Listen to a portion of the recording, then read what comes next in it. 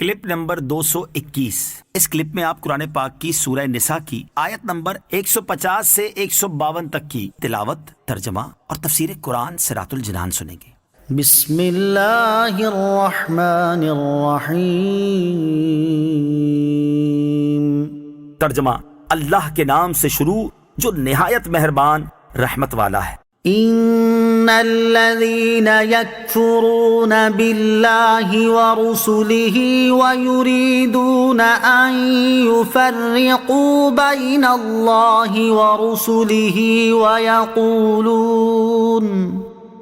ويقولون نؤمن ببعض ونكفر ببعض ويريدون أن يتخذوا بين ذلك سبيلا أولئك هم الكافرون حقا وأعتدنا للكافرين عذابا مهينا۔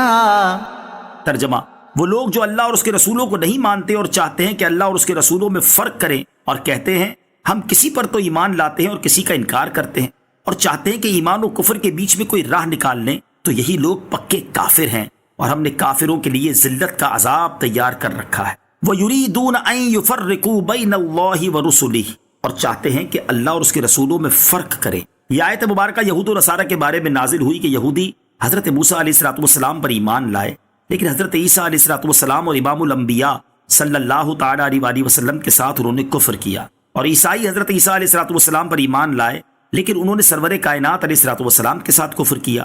ان کے متعلق فرمایا کہ یہ لوگ اللہ عز و جل اور اس کے رسولوں پر ایمان لانے میں فرق کرتے ہیں، اس طرح کہ اللہ پر ایمان لائیں اور اس کے رسولوں علیہ السلام پر ایمان نہ لائیں، اور انہی کے متعلق فرمایا کہ یہ پکے کافر ہیں، کیونکہ صرف بعض رسولوں پر ایمان لانا کفر سے نہیں بچاتا بلکہ سب پر ایمان لانا ضروری ہے، اور ایک نبی کا انکار بھی تمام انبیاء علیہ السلام کے انکار کے برابر ہے۔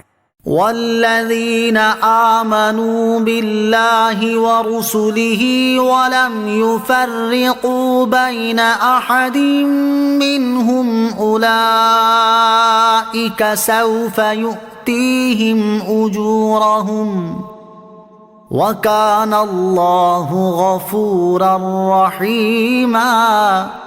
ترجمہ، اور وہ جو اللہ اور اس کے سب رسولوں پر ایمان لائے اور ان میں سے کسی پر ایمان لانے میں فرق نہ کرے تو ان قریب اللہ انہیں ان کے اجر عطا فرمائے گا، اور اللہ بخشنے والا مہربان ہے۔ وَالَّذِينَ آمَنُوا بِاللَّهِ وَرُسُلِهِ، اور وہ جو اللہ اور اس کے سب رسولوں پر ایمان لائے۔ یہاں آیت میں ایمان والوں سے اجر و ثواب کا وعدہ فرمایا گیا ہے، اور اس میں کبیرہ گناہوں کا مرتکب بھی داخل ہے، کیونکہ وہ اللہ عز و جل اور اس کے سب رسولوں پر ایمان رکھتا ہے۔ کبیرہ گناہ کرنے والا کافر نہیں۔ معتزلہ فرقے والے کبیرہ گناہ کرنے والوں کے لیے ہمیشہ کے عذاب جہنم کا عقیدہ رکھتے ہیں۔ اس آیت سے ان کے اس عقیدے کا بطلان یعنی غلط ہونا ثابت ہو گیا۔ ایک اور مقام پر اللہ تعالیٰ ارشاد فرماتا ہے وَإِن طَائِفَتَانِ مِنَ الْمُؤْمِنِينَ اقْتَتَلُوا۔ ترجمہ، اور اگر مسلمانوں کے دو گروہ آپس میں لڑ پڑیں۔ اس سے بھی معلوم ہوا کہ کبیرہ گناہ کا ارتکاب کفر نہیں، کیونکہ جنگ و جدال گناہ ہے لیکن دونوں گروہوں کو مومن فرمایا گیا۔ نیز صحیح بخاری میں ہے کہ حضرت ابو ذر رضی اللہ تعالیٰ عنہ فرماتے ہیں میں نبی کریم صلی اللہ تعالیٰ علیہ وسلم کی بارگاہ میں حاضر ہوا تو آپ صلی اللہ تعالیٰ علیہ وسلم سفید کپڑے پہن کر آرام فرما رہے تھے۔ پھر میں دوبارہ حاضر ہوا تو آپ علیہ السلام بیدار ہو چکے تھے۔ چنانچہ آپ صلی اللہ تعالیٰ علیہ وسلم نے ارشاد فرمایا جو بندہ یوں کہے کہ اللہ تعالیٰ کے سوا کوئی معبود نہیں اور اسی وعدے پر اس کا انتقال ہو جائے تو وہ جنت میں داخل ہوا۔ میں نے عرض کی خواہ اس نے زنا یا چوری کی؟ ارشاد فرمایا خواہ اس نے زنا یا چوری کی۔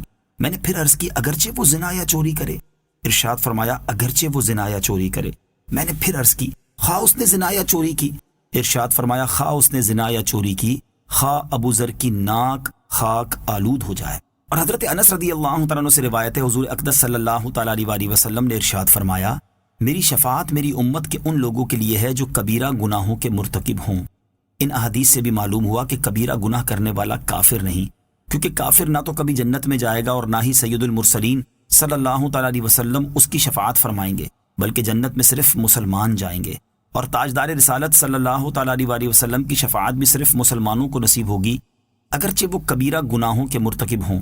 یاد رہے کہ اہل سنت کا اجماع ہے کہ مومن کسی گناہ کی وجہ سے کافر نہیں ہوتا، چنانچہ شرح عقائد نصفیہ میں ہے نبی اکرم صلی اللہ تعالی علیہ وسلم کے زمانے سے لے کر آج تک امت کا اس بات پر اجماع ہے کہ اہل قبلہ میں سے جو شخص بغیر توبہ کے مر گیا تو اس کی نماز جنازہ پڑھی جائے گی اور اس کے لیے دعا و استغفار بھی کی جائے گی، اگرچہ اس کا گناہ کبیرہ کا مرتکب ہونا معلوم ہو۔ حالانکہ اس بات پر پہلی امت کا اتفاق ہے کہ مومن کے علاوہ کسی اور کے لیے نماز جنازہ اور دعا و استغفار جائز نہیں۔